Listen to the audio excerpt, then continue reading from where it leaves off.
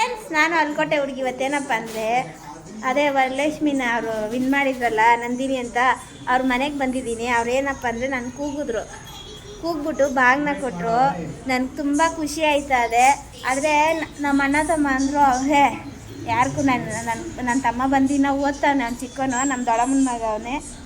ಅವ್ರು ಎಷ್ಟೇ ಯಾರು ದೊಡ್ಡಮ್ಮನ ಮಗ ಅಲ್ಲ, ಅದರಿಂದ ನಮ್ಗೆ ಅವ್ರು ಬಂದು ಏನು ಮಾಡಲ್ಲ.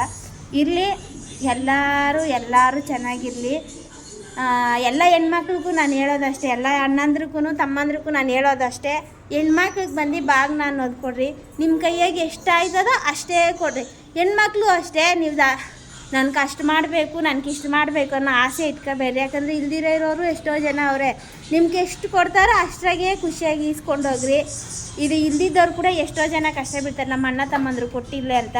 ಇವ್ರು ಯಾರೋ ನಾನು ಯಾರೋ ಇವ್ರಿಗೆ, ಆದರೆ ಇವ್ರು ನನ್ನ ಕೂಗಿ ಕೊಟ್ಟಾರೆ ಅಂದರೆ ನಂಗೆ ತುಂಬ ಖುಷಿ. ಒಂದು ವಸ್ತು ನಮ್ಮ ಮನೆಗೆ ಬರ್ತದೆ ಅಂದರೆ ಸುಮ್ಮನೆ ಬರಲ್ಲ, ಆದರೆ ಬಾಗ್ನ ಬಂದೈತೆ. ನನಗೆ ತುಂಬ ಖುಷಿ ಆಯ್ತದೆ.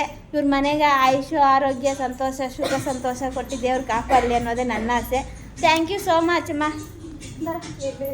ಇವರೇ ಕೊಟ್ಟಿದ್ದು ನಂದಿನಿ ಅವ್ರ ಮಗಳು. ಥ್ಯಾಂಕ್ ಯು ಅಮ್ಮ.